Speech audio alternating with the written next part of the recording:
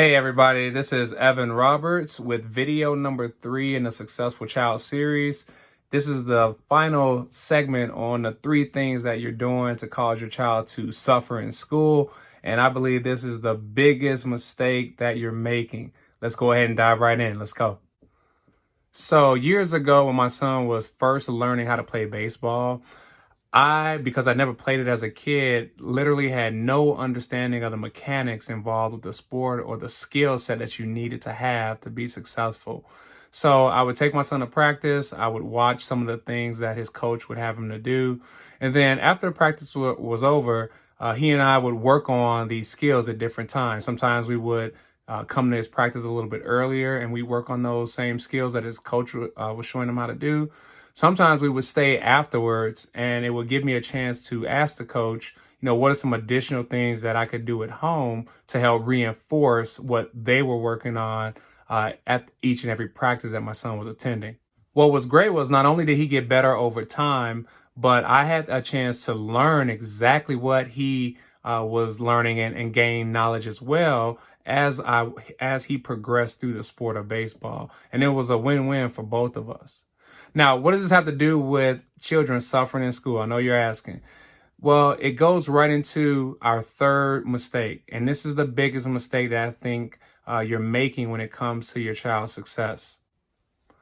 The third mistake that you're making is only relying on the academic calendar to encourage academic growth, the school year calendar to encourage academic growth. And you might be saying, well, why is that such a big, problem? Aren't teachers supposed to teach my child how to get better and how to learn different things? And you're right, they are. But the challenge is this. If you think about, so here in the U.S., for example, the typical school year begins in either mid August or sometime in early September, and then it goes all the way to mid-May or early June, okay? And in between that time, you have, there's winter break for 2 weeks, there's a spring break for a week, there are various holidays that students get out of school. And so it only ends up being about 170, maybe 180 actual days of school, okay? So if you only rely on the academic year, the school year, for your child's academic growth, what happens during June, July, and part of August, right? Nearly 2.5 months of instruction is lost as a result. And there is something called the summer learning gap.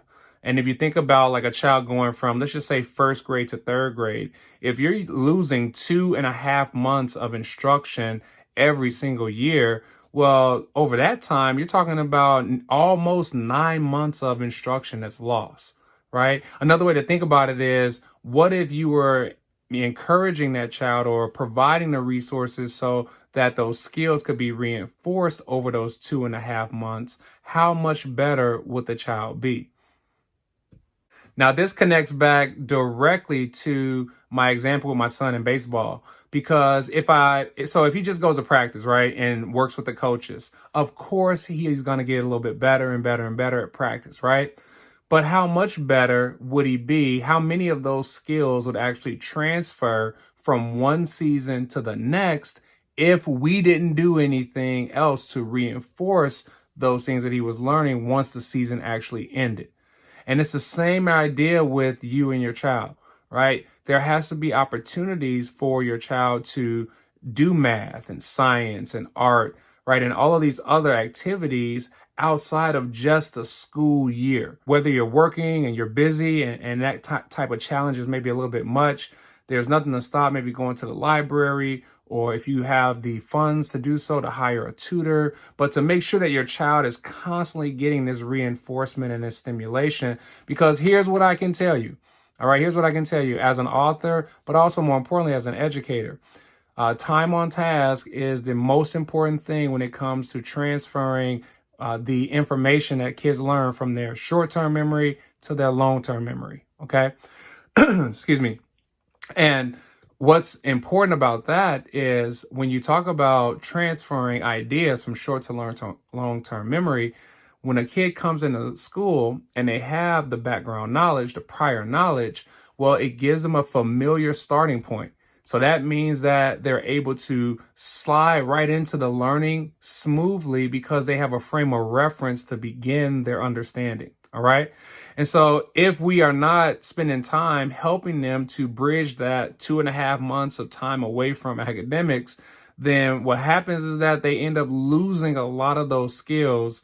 And then they come into the school year not really ready to perform at a high level. All right, so just to recap, guys, we talked about three things in this series. The first mistake was not basically making academic progress a priority early on, right? That was the first mistake. The second mistake was not creating goals or helping your child to set goals that were academic in nature. And then the third mistake, the biggest one, again, is relying only on the academic year for growth and not doing all of these additional things to help your child get better throughout the course of the entire year. All right. So listen, if you like what you heard in this series, please go ahead and like the channel, do all the YouTube stuff. So like, comment, subscribe, share this content with people that you know who would benefit from it. Drop me a comment and let me know what you thought about what we shared today, because academic success is a very, very important thing to me as an educator. But I know it's also, as a parent, is important to you as well. And I also want to let you know about something. You know, you see the books behind me. I am the creator of the Khahari Junior series, which is intended for pre-K to kindergarten age children. And we have lessons that we have developed, 7 of them actually, that focus on those early academic skills to help our children be successful in school. So if you're interested in learning more about our pre-K to kindergarten series, reach out to us at ejrbooks.com, or you can send me an email at evanroberts@ejrbooks.com. Hey guys, thanks again for tuning in. I appreciate it. Take care now.